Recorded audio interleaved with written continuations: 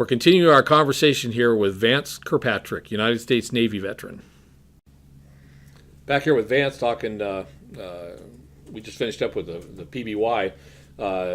One aspect of the PBY that was found out that there was a structural situation with the design of that, and when it came to landing in rough seas, there was a weak spot when they would land to where you could actually collapse you could break the nose and it would fold into, I don't know, during your time period, a lot of the guys would talk about there was a weak spot just behind the pilot, so if you hit the ocean at the wrong angle, it would bend the nose up, and it was... I wasn't unaware of that. Yeah, and stuff, I was trying to say, luckily you didn't find out about that, but it was pretty well known amongst the World War II PBY guys that was... like I said, I did interview a PBY pilot many years ago, and he was up in the Aleutians. He was flying up near up in the atolls up there. And it was fairly well known. It says like the last thing he didn't want to do was bury the nose of the airplane into a wave, and that's why landing between the swells and very technical flying there. So, well, it's interesting that you wanted to go into submarines, and I got to thinking as I was going over it stuff in a roundabout way, at least. And I'm curious with your experience with the Neptune, the P2V was actually used for submarine reconnaissance, correct? Yes. Yeah, so tell us a little bit about your journey to becoming a crew member on a P2V. Okay, well, after Barbers Point, I was sent out for 6 or 8 months to Kwajalein Island, and I ran a maintenance crew for the military air transport service. They would stop on Kwaj. I had a crew of about 4 people. We'd work on any gripes they had on the airplane, and refuel them. So I wasn't on a flying status there, and I was there 6 or 8 months, and I was transferred back to. It was about the time a little after the Korean War ended. In 53, I believe it was. And I was transferred back to Naval Air Station, Hutchinson, Kansas. And I went through the plane captain school there on the P2V2s. They were up to 3s and 4s, I think, by then. Yeah. But we had P2V2s, and well, prior to that, the PP4Y2, I went to the plane captain school on that and flew on that. Sure. And that was it was ATU 600 and ATU 601, which was Advanced Training Unit. ATU was. And mostly what we did, we were training NAVCADs, future pilots in the Navy, and mostly we were training their celestial navigation phase. Okay. And so we provided a platform. They'd give them a destination. They'd have to do all the computing as far as the route and the weather and everything. We flew quite a bit down to Panama. We landed at Franceville, taxi through the jungle about 10 miles to Coca-Cola, which was a seaplane base. And then we also used to go to Gitmo quite a bit. Cuba there? And Cuba, yeah. And we were doing the same thing there, at first in the PB4Y2s, and then the last 6 or 8 months I was on P2V Neptunes. Right. And the privateer had 4 engines. It was a 4 1830 Pratt & Whitneys.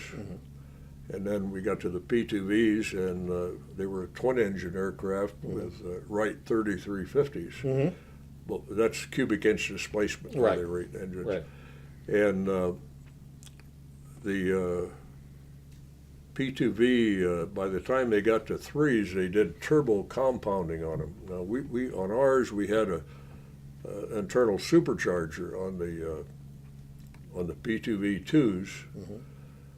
That it was basically a sea-level supercharger. It didn't supercharge it prior to the carburetor. Right. And so they were basically a lower altitude plane, which the Navy was interested in, where the Air Force wanted to get the high altitude, and they actually had turbo superchargers. Turbo superchargers, yeah. But when they got to the P2V3s, they went to turbo compounding. You ever heard of that? Yeah. Explain for the. Well, what they did was they took, it was like a altitude engine. They took the power with turbines off the exhaust, and instead of compressing air with it to make a higher altitude plane, altitude, right. They actually took this power and diverted it into the crankshaft to give the engine that much more power. I think something like 400 more horsepower for that. Okay, yeah. So, and those airplanes, you said something in there, a 10-mile taxiway through the jungle. That's basically like taxiing your airplane from Palmdale to Roseman for those that live here in the Antelope Valley. Okay, I can't even imagine taxiing an airplane that far. It was kind of a surprise to me too, because I've never seen an iguana before. Okay. or even heard about them. Yeah. And would be taxiing through the jungle, and a 5 or 6 foot iguana would be laying out there. It looked like we were in prehistoric land. I guess so. And then you said in a little pre-interview and stuff, there's even traffic lights along the way. Just before we got to Coca-Cola, which was just a seaplane base, it couldn't take a land plane there. The taxiway crossed one of the main highways, and there was a traffic light there, and we'd have to wait for a green light, and then we'd taxi across the highway and onto the base. I can't even imagine that. That is just the visual, the mental visual of that and stuff. Just must have been crazy.